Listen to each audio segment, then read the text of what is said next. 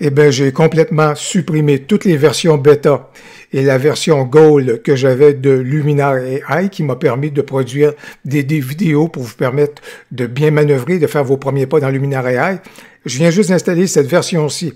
Donc, c'est la même version que vous, celle que vous avez entre les mains, celle que vous avez téléchargée et que vous avez installée, ou encore celle que vous vous apprêtez à installer. Donc, je vais faire les mêmes découvertes que vous. Je vais faire également les mêmes constatations sur des éléments qui auront peut-être pas fonctionné et je vais vous montrer comment les amener à fonctionner. Bref, je plonge donc dans l'univers de Luminar AI. Je vous amène avec moi pour faire ensemble nos premiers pas. Si c'est votre première visite sur cette chaîne et que vous la découvrez, bonjour, mon nom est Louis Lavoie, je suis l'auteur du blog et de la chaîne. Fairedelabelephoto.com, c'est une chaîne qui s'applique à partager avec vous des trucs, des conseils, des astuces, de même que des découvertes afin que vous puissiez progresser dans votre cheminement photo. Si vous aimez des vidéos comme celle-ci, n'hésitez donc pas à cliquer sur j'aime, n'hésitez surtout pas à vous abonner. Et je vois que vous vous intéressez à Luminar AI, ça tombe bien, j'ai justement plusieurs vidéos sur le sujet.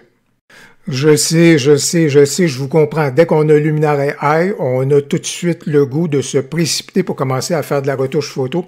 Je vous comprends. Par contre, avant d'aller trop loin, il y a des choses que je vais aller m'assurer.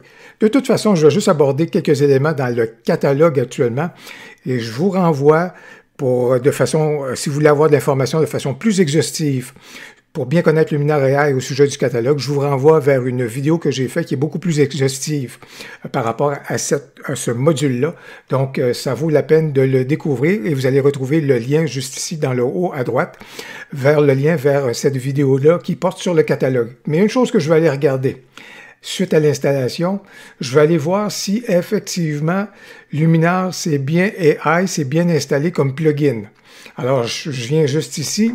Et si le chemin a été beaucoup trop vite, je vous le dis, je vous renvoie vers l'autre vidéo qui prend beaucoup plus le temps de bien vous montrer les différents aspects, donc au niveau du catalogue. Qu'est-ce que je constate ici? Installer Luminar AI comme plugin, oui, je le voulais. Donc, au moment de l'installation, j'ai vu qu'il avait remarqué que j'avais Photoshop. Par contre, je vois qu'ici, ça ne s'est pas du tout installé pour Lightroom. Alors, avant d'aller plus loin, je vais lui dire, oui, je veux que ça s'installe. Si jamais vous constatez que le plugin ne fonctionne pas, parce que c'est un bug qui a été constaté par des gens qui ont Luminar AI depuis quelques jours, et je l'ai constaté également, ben, je vous renvoie vers une autre vidéo qui, elle, porte sur des bugs et des solutions. Et dans cette vidéo-là, je vous montre comment pouvoir corriger le tout si jamais là ça fonctionne pas, juste en disant ici installer un ou l'autre, que la greffe n'aurait pas fonctionné. Allez voir l'autre vidéo, vous allez retrouver la solution à ce moment-là pour que ça puisse opérer. Parfait. Alors je pense que de ce côté-ci, à ce moment-là, ça va très bien là-dessus et j'ai pas de nouveau dossier à importer. Dans mon cas, c'était déjà chose faite, mais bien entendu, ben, vous le savez, juste ici, que c'est comme ça que vous êtes capable donc d'importer des éléments. Je vais choisir cette photo-ci parce qu'elle exprime bien le froid un peu polaire que nous avons aujourd'hui au Québec. Donc, on en a pour quelques jours où est-ce qu'on est dans des trucs qui sont autour de moins 20 degrés Celsius. Alors, tenez, je vais partager avec moi votre froid de ce côté-là. On le sait, mais rappelons-le, Luminar peut avoir deux vocations, c'est-à-dire que ça peut être un logiciel en soi qui est autonome, qui n'a pas besoin des autres nécessairement. Donc, ça peut être un logiciel tout à fait autonome ou encore il peut agir à titre de plugin. Vous avez pu voir qu'il peut être plugin à Photoshop, plugin à Lightroom et éventuellement également plugin à Capture One. Et puis, il y a également plugin à un logiciel photo qu'on est capable de retrouver sur la plateforme Mac. Alors, il peut donc agir à titre de plugin pour ces logiciels-là. Non, jusqu'à maintenant, il n'y a rien dans les cartons du côté Affinity. On m'a posé la question. Pas du côté de DxO Lab non plus, etc. Donc, ça se résume pas mal à ce que je viens de dire. Deuxième élément, Luminar AI est aussi un logiciel qu'on appelle non destructif. Alors, ça veut donc dire que si jamais vous commencez à jouer avec une de vos photos, puis un des fichiers de votre photo, ben vous êtes toujours capable de revenir au fichier original. Ce que vous allez faire dans Luminar AI n'écrase pas votre fichier. Alors, il y a donc toujours cette vocation-là qu'on appelle non destructif au niveau donc de vos fichiers photos. C'est très intéressant. Pourquoi? Ben, c'est parce qu'il a un catalogue qui opère en arrière-plan. Un catalogue, c'est une base de données qui mémorise vos opérations. Si je reviens juste au niveau du catalogue pendant une seconde, pour une seconde, c'est juste que si jamais vous trouvez que les fonctions de la bibliothèque sont vraiment trop de base pour vous, et effectivement, elles sont très, très, très minimalistes, ces fonctions-là. Je vous renvoie juste vers une vidéo où est-ce que je vous fais la suggestion de peut-être envisager ou regarder, jeter un petit coup d'œil du côté de Adobe Bridge pour agir à titre de bibliothèque. Et je vous démontre également comment ça peut s'opérer entre les deux, entre Luminar AI et puis Bridge, par exemple. Je pense que ça peut être un beau compagnon de route pour Luminar AI. C'est une hypothèse que je vous soumets. Skylum nous dit bien, Luminar AI est très intuitif. Et je le pense, parce que bientôt, vous n'aurez même plus besoin de tutoriels comme celui-ci, bien entendu. Alors, on va aller du côté des fameux modèles en question. Alors, les modèles en question apparaissent lorsqu'on clique juste ici sur cette icône-ci. Alors, ça nous soumet, et on a donc les hypothèses des modèles en question. Et par défaut, juste ici, il y a toujours à peu près 3 familles de modèles que Luminar nous propose après avoir analysé rapidement la photo qu'on lui soumet. Alors, on a donc ces 3 familles-là. Juste avant d'aller là, dans ma découverte, moi, je vais aller ici sur l'étoile. Ça s'appelle ma collection. Qu'est-ce que je retrouve dans ma collection? Ben, ça peut être les modèles favoris, donc ceux auxquels j'aurais décerné un cœur. Ça peut être des modèles qui seront éventuellement achetés. Les modèles utilisateurs, ça peut être des modèles à ce moment-là que j'aurais retravaillé, que j'aurais renommé. À ce moment-là, je leur aurais donné un nouveau nom. Ils vont venir se loger juste ici. Et surtout, moi, ce qui m'intéresse, c'est de voir ici « Ancien ». Qu'est-ce que ça veut dire « Ancien » ? Si je clique là-dessus, ben, les anciens, c'est les looks. Ah, les fameux looks que j'avais dans Luminar 4. Ben là, quand je regarde ça, je suis content de voir qu'au niveau de la migration, ben, Luminar AI s'est chargé d'aller récupérer mes looks. C'est correct, c'est intéressant. Le petit problème, c'est que j'en avais beaucoup. Comme vous pouvez voir, ben, j'en ai encore beaucoup, et sans nécessairement avoir les aires de famille auxquelles ils étaient rattachés auparavant. Donc, au moins l'effort est là. Et l'autre phénomène par rapport à cela, il ne faudra pas s'étonner, comme je le dis, comme je l'ai expliqué dans une des vidéos, je vous renvoie encore vers celle où est-ce que je parle des bugs et des solutions et des astuces. Il ne faut pas s'étonner à l'impossible nul n'est tenu. Ça se peut très bien qu'il y ait des looks qui ne résistent pas dans Luminar AI parce que les outils ne sont pas pareils. Alors, par exemple, si je viens ici cliquer sur ce look-là, je sais que ça ne fonctionnera pas parce que ce look-là, dans Luminar 4, fait appel à des calques. Or, la transposition ne fonctionne pas du tout dans Luminar AI et comme vous pouvez voir à ce moment-là, pouf, voilà donc le résultat que je peux avoir. Peut-être que si je vais sur un autre look, puis admettons, je sais que si je clique sur celui-ci, en principe, ça devrait fonctionner. Parce que j'ai testé avec ce look-là dans mes versions bêta. Mais si jamais admettons que j'essaye celui-là, ça se peut très bien que le résultat que vous allez avoir ne correspond pas nécessairement à ce que vous aviez dans Luminar 4 et puisse aussi vous donner des résultats qui peuvent s'apparenter à ce que vous allez voir comme c'est là. Alors, c'est pour ça que des fois, ça fonctionnera, des fois, ça ne fonctionnera pas. Mais si jamais vous avez une situation qui est comme celle-ci, qui est tout à fait dévastatrice, pas de souci, ma suggestion, c'est tout simplement, plutôt que de rester dans l'univers des modèles, faites juste revenir à catalogue, ça efface le tout, et puis on revient et on va repartir en neuf à ce moment-là avec les modèles. Je vais soulever la question de l'absence des calques, ce qui pose un problème, ce qui questionne des gens, ce qui amène des interrogations. Je vais y répondre dans un instant. Au niveau donc des modèles, je vais vous dire que C'est une photo qui est particulière, c'est de la macro, en fait de la photo de proximité peut-être à ce moment-là que je pourrais dire, que j'ai faite avec un objectif macro. Et je dois vous dire que je vais aller essayer ce modèle-ci parce que j'aime vraiment ce qu'il fait. Et ce que j'aurais fait de toute façon, j'aurais effectivement toujours amené une espèce de teinte bleutée dans les ombres. J'aime beaucoup ce que ce modèle-ci fait. Je vais le conserver. Mais on va aller voir dans l'édition en quoi il est constitué, en quoi il est composé, ce modèle-là. Donc, si je vais dans Édition, ce qu'il faut savoir à ce moment-là, c'est que les outils qui ont été mis à contribution pour réaliser le modèle se retrouvent avec un point juste ici. Donc, ça vous permet donc de savoir quelles sont les familles dans lesquelles il y a eu des outils qui sont intervenus. Avant d'aller plus loin, et ça fait partie de mes 5 fonctions essentielles que je vous invite à découvrir dans Luminar AI. Encore une fois, je vous pointe vers la vidéo, vous retrouvez le lien dans le haut à droite autour des fonctions essentielles. Avant même d'aller plus loin, je trouve ça dommage un tout petit peu, c'est caché un peu loin, mais moi, pour moi, c'est toujours impératif. Je commence toujours juste ici à aller dans Optique et je veux absolument voir des corrections apportées à l'objectif que j'utilisais, voir qu'est-ce que Luminar AI a à l'esprit dans sa base de données pour corriger l'objectif en question.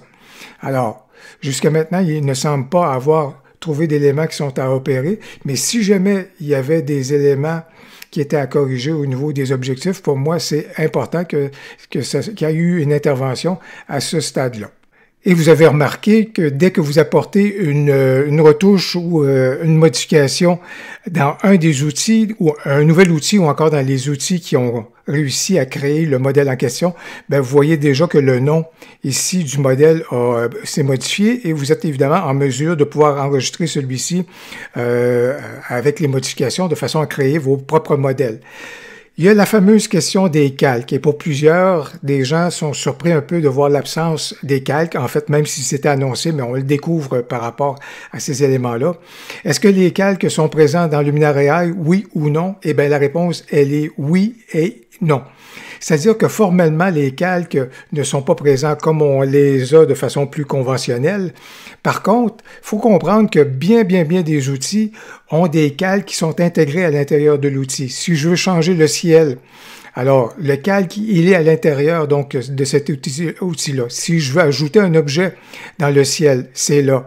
Si je veux ajouter des éléments d'atmosphère juste ici qui nous permettent d'ajouter du brouillard, de la brume ou des éléments comme ça, c'est donc des éléments de texture. Le calque est intégré à l'intérieur de cela. Et ainsi de suite. Si je regarde l'ambiance, bien sûr, ça me permet d'ajouter des LUTs.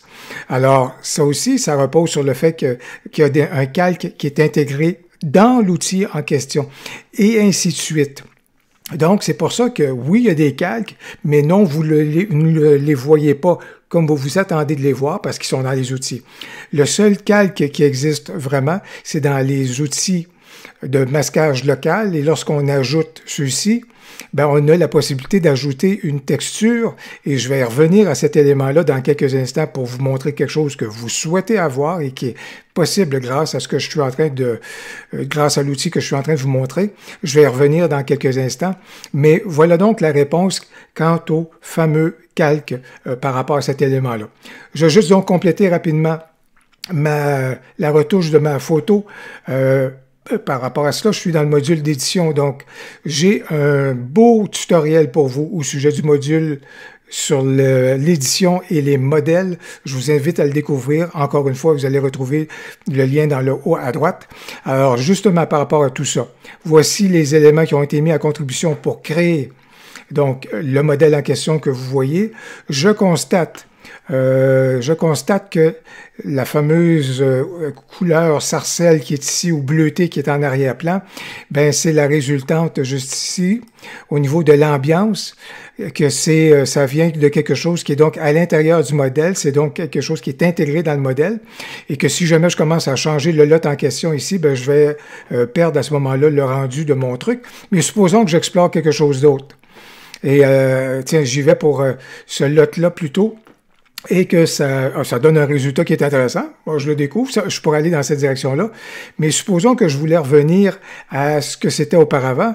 Malheureusement, je m'aperçois que le fameux lot en question qui a été utilisé, ben, il n'existe pas dans cette liste-ci. Alors, je suis un peu coincé. Par contre, heureusement, il y a l'historique qui est donc juste ici dans le bas avec le cadran, l'horloge comme vous pouvez voir, et je suis donc en mesure de revenir et de dire je vais revenir juste avant que j'aille changer donc le fameux lot en question, et je vais donc ramener tout mon exercice à cette opération-là juste auparavant, et ça me ramène donc dans la bonne direction. Ceci étant, le lot que j'ai choisi, là, c'était vraiment pas si mal, dans tous les cas. On va en rester ça. Je vais vous dire que pour finir un tout petit peu la vidéo, j'ai deux éléments bien importants à vous montrer. Première des choses dans ce cas ici, le vignettage dans cette photo-ci, non, j'aime pas ça que ça crée un cercle de vignettage partout. Donc, je l'annule et je vais le remplacer pour vous montrer justement au niveau des masquages locaux que je vais rajouter quelque chose ici qui est donc basique. Je vais plutôt que d'avoir du vignettage, je vais apporter quelque chose qui va amener du vignettage, mais aux endroits que je le veux. Donc, essentiellement seulement dans la section du haut. Alors, c'est pourquoi, dans ce cas ici, je vais diminuer. Je vais apporter des éléments qui sont là comme c'est là. Actuellement, je pense, oui, ça va très bien. Ça, c'est parfait. Ça donc amène quelque chose qui va amener le regard vers le centre. Ça va très bien. Je vais rajouter un autre masque. Encore ici, ça va être encore un dégradé. Je veux encore à ce moment-là qu'on puisse venir assombrir la chose. Et je vais l'amener un peu plus dans cette direction-ci, comme ça. Et ça va s'appliquer un petit peu plus dans ce coin-là. Alors ça me convient très bien. Alors, vous voyez, c'est pas un vignettage qui est intégral, c'est plutôt du vignettage qui se fait dans les zones qui sont que je trouve pertinentes, parce que je voulais pas amener du vignettage ici dans le bas, là, disons que j'aime bien la lumière qui se dégage de cet élément-là. Et au final, je sais qu'il y en a plusieurs qui aiment bien apposer leur signature. Alors, vous allez retrouver un lien vers une vidéo où est-ce que je démontre davantage la façon de pouvoir procéder à créer votre watermark pour Luminar AI, et ça reprend la même recette que dans Luminar 4, mais je vais donc apposer une signature grâce à la texture. Dans ce cas ici, il n'y aura pas de texture. Surprise, Luminar AI, je te réserve une surprise, je profite de cela pour choisir à ce moment-là quelque chose que j'avais déjà donc configuré pour ma signature. Et ce que je vais faire ici dans les réglages avancés, je vais tout simplement venir choisir écran comme ça. Et comme vous pouvez, c'est facile à ce moment-là de pouvoir effectivement apposer une signature ou un watermark ou un filigrane à ce moment-là dans Luminar AI. Et comme je vous ai dit, je vous renvoie vers une vidéo où je vous explique la recette pour pouvoir y parvenir. Ben, j'ai donc fait mes premiers pas rapides dans Luminar AI, rapidement avec une photo des trucs du genre qui vient aussi exprimer le froid polaire un tout petit peu qu'on a actuellement au Québec. J'ai donc plusieurs vidéos que vous allez retrouver dans le descriptif de la vidéo. Je vous invite vraiment à aller dans le descriptif pour prendre connaissance de toutes les vidéos que j'ai produites jusqu'à maintenant pour pouvoir vous aider effectivement à faire vos premiers pas dans Luminar AI. J'espère que la vidéo vous aura été utile. N'hésitez donc pas à cliquer sur j'aime et surtout, n'hésitez pas à commenter. J'ai bien hâte de vous lire. Au plaisir, à la prochaine.